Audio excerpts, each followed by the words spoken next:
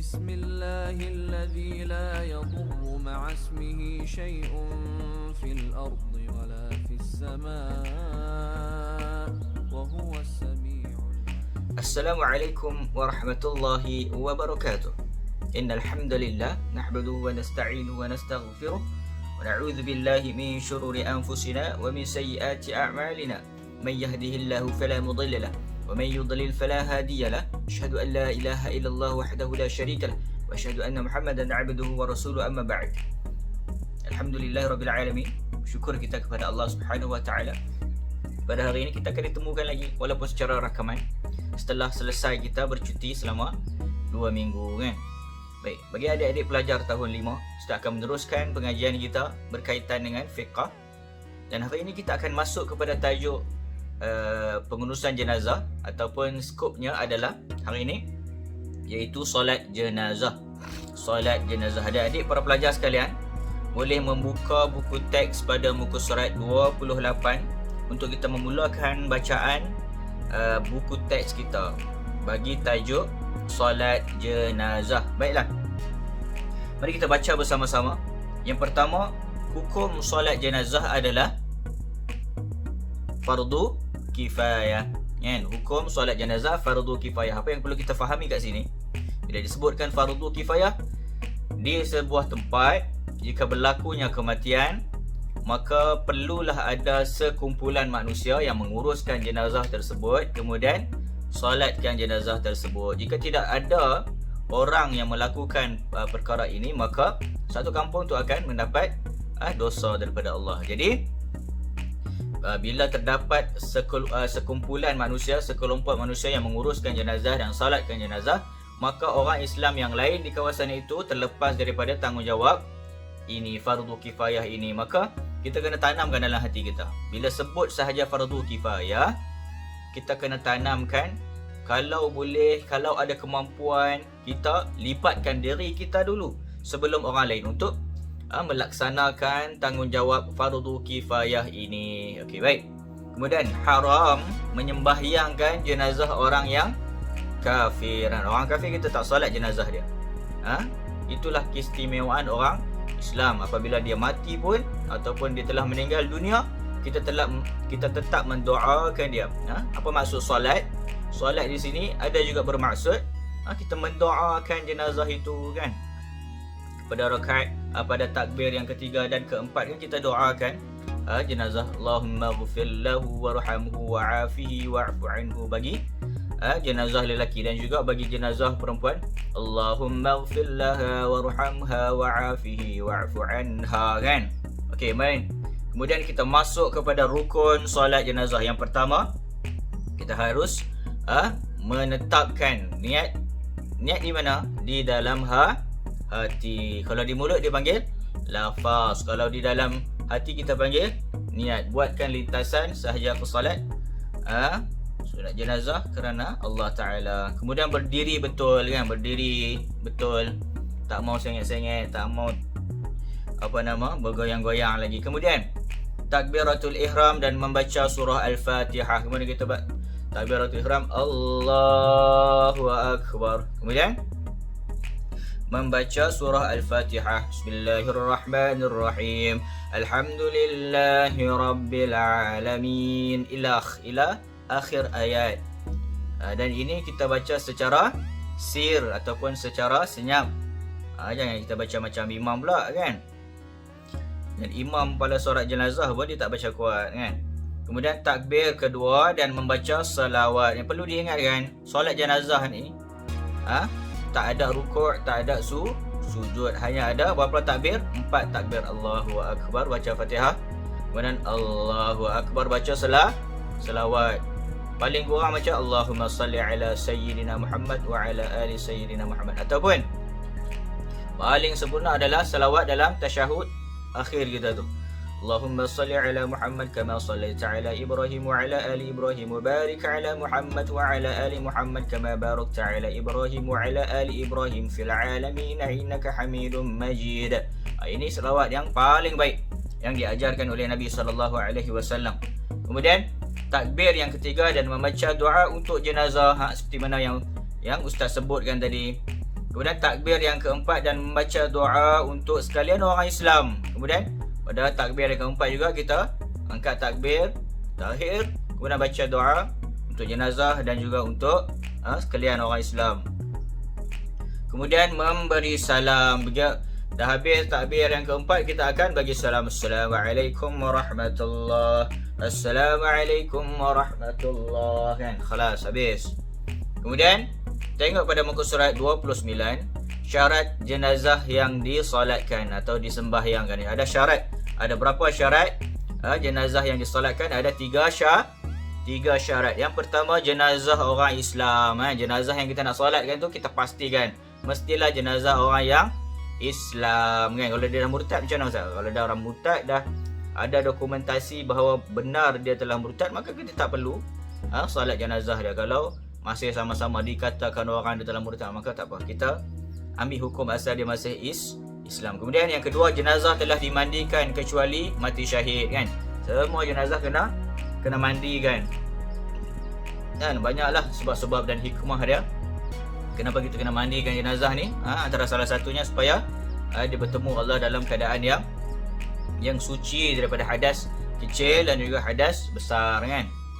Kecuali mati syahid, orang yang mati di medan perang, terbunuh ketika berjihad di jalan Allah, maka jenazah-jenazah mereka ni tidak dimandikan, malah ditanam bersama dengan baju-baju yang berlumuran dengan darah itu tadi, sebagai saksi pada hari akhirat kelak. Allah Subhanahu Wa Taala menyaksikan, dan Allah Maha mengetahui, supaya kita melihat mereka ni bangun dalam keadaan yang orang yang berjihad di jalan Allah, baju mereka masih lagi berlumuran dengan darah, bukti bahawa mereka berjihad di jalan Allah dan mendapat mati syahid. Kemudian bukan mayat mati syahid memerangi kafir, kan? Maknanya mati syahid ni terbahagi kepada dua, kan? Yang pertama syahid dunia, dan juga yang kedua syahid akhirat. Kalau mati syahid yang pertama tadi kita sebutkan tadi, dia berperang dengan orang kafir, kemudian dia mati terbunuh, ini tak perlu mandi. Tapi kalau mati syahid selain daripada berperang di jalan Allah, contohnya apa mati syahid lain? Mati lemas, mati ditimpa bangunan, kan? Ini semua kategori-kategori mati syahid yang disebutkan oleh Nabi SAW. Tetap kita kena mandikan seperti biasa, kan? Kita kena perhatikan betul-betul bahagian-bahagian mati syahid ini supaya kita tidak terkeliru. Ustaz, boleh tak kita kata orang ni syahid? Syahid Syekh sekian. Syahid Syekh sekian. Sebenarnya tak boleh kita memastikan betul-betul bahawa dia mati syahid. Kerana apa? Kerana kita tak tahu perkara ghaibiat seperti mana yang kita banyak sebutkan sebelum ni. Perkara ghaibiatnya hanya milik Allah, dan kita apa yang kita boleh buat, kita doakan moga-moga Syekh ini mendapat syahid, semoga kematiannya ni adalah syahid. Itu yang kita, adab kita sebagai orang Islam. Kita tidak mendahului kerja Allah Subhanahu Wa Taala. Kerja nak bagi pahala mati syahid ke apa ni, semua kerja Allah Taala. Kita hanya tugas kita mendoakan agar mudah-mudahan kematian dia tadi pada hakikat zahirnya, pada zahirnya kita nampak seperti mati syahid, dan kita doakan semoga benar-benarlah dia mendapat mati syahid. Kemudian orang yang mati syahid kerana memerangi orang kafir haram memandikan dan menyembahyangkan, hanya wajib dikafankan dan dikebumikan sahaja. Nampak tak? Tengok penghayatan pada bawah tu. Orang yang mati syahid tadi, betapa tingginya kemuliaan dia. Tak perlu mandi, tak perlu solatkan jenazah dia, terus kebumikan dia ke dalam kubur. Ini martabat orang yang mati syahid di jalan Allah. Kemudian kita tengok pada muka surat 30, kaifiat solat jenazah. Kaifiat solat jenazah seperti mana yang kita telah sebutkan secara kasarnya pada sebelum ini. Yang pertama, niat solat jenazah lelaki, salli ala hadzal mayyiti arba'a takbirati lillahi ta'ala sahaja. Aku solat atas mayat lelaki ini 4 takbir kerana Allah Ta'ala, kan? Bagi jenazah perempuan, usalli ala hadhil mayyiti arba'a takbirati lillahi ta'ala sahaja. Aku solat atas mayat perempuan ini 4 takbir kerana Allah Ta'ala. Kemudian jenazah kanak-kanak lelaki, usalli ala hadzal mayyitil tifli arba'a takbirati lillahi ta'ala sahaja aku solat atas mayat kanak-kanak lelaki ini 4 takbir kerana Allah Ta'ala. Takbir pertama dan membaca Al-Fatihah. Pada takbir pertama kan, takbir pertama kita takbir, kemudian kita baca Al-Fatihah seperti mana kita sebutkan tadi. Kemudian yang kedua, takbir kedua dan membaca salawat. Dan juga kita telah sebutkan tadi, nampak tak dia bawakan salawat apa dalam buku teks ni? Seperti mana yang saya sebutkan tadi, salawat dalam tahiyat kita, itulah salawat yang terbaik yang diajarkan oleh baginda Nabi SAW. Kemudian takbir yang ketiga dan membaca doa untuk jenazah. Ini juga kita telah sebutkan tadi. Kemudian dalam buku teks ni bagi doa yang lebih panjang. Doa jenazah lelaki dewasa. Allahumma ighfir lahu warhamhu wa'afi wa'fu anhu wa akrim nuzulahu wa wasi' madkhalahu wa aghsilhu bil ma' والثلج والبرد والنقي من الخطايا كما ينقى الثوب الأبيض من الدنس. Kan? Inilah doa yang dikemukakan di dalam buku teks ni. Kemudian doa jenazah perempuan dewasa sama juga, cuma tukarkan hu kepada ha. Tukarkan hu ni untuk lelaki, ha untuk perempuan, sama seperti jenazah lelaki dewasa itu tadi. Kemudian doa untuk jenazah kanak-kanak pula. Allahumma ja'alha saya tak nampak kejap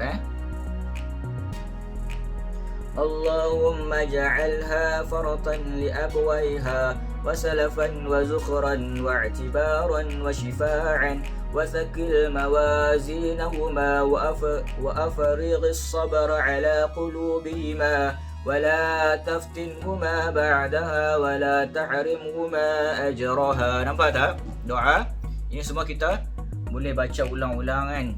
Kemudian kita cuba hafal dah sama-sama. Ustaz pun sekali akan cuba hafal takbir keempat dan memberi salam. Pada takbir yang keempat kita memberi salam. Doa selepas takbir keempat sebelum salam, Allahumma la tahrimna ajrahu atau ajraha wa la taftinna ba'daha waghfir lana walahu atau walaha. Hu bagi lelaki dan ha bagi perempuan. Faham Ustaz Arab?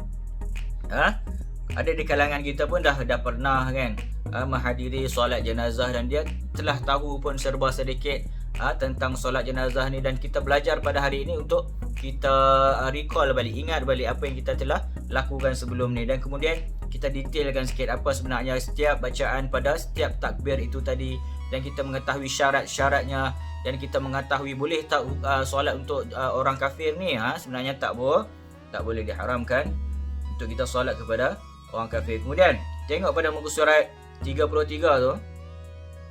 Tahukah anda kedudukan imam ketika solat jenazah lelaki bertentang dengan kepala jenazah? Bagi jenazah lelaki, imam ini adalah kepala jenazah lelaki bertentang dengan kepala jenazah.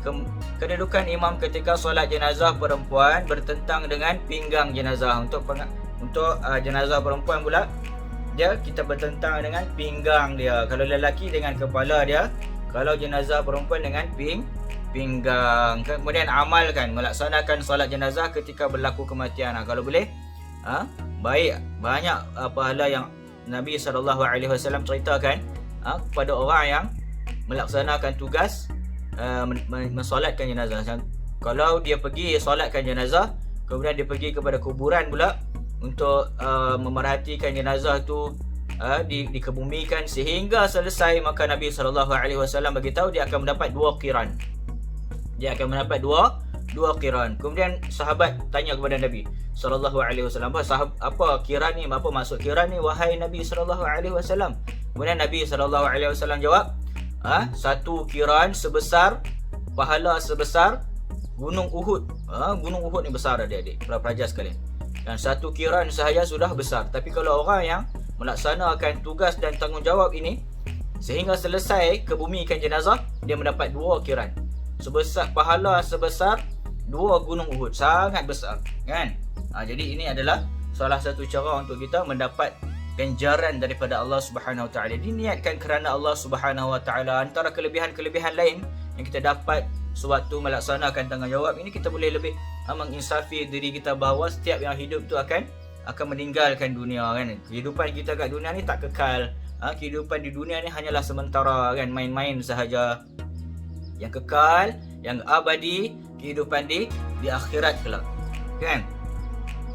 Saya harap semua pelajar dapat memahami pelajaran kita pada hari ini. Kemudian seperti biasa, Ustaz tak naklah menyusahkan kamu sangat.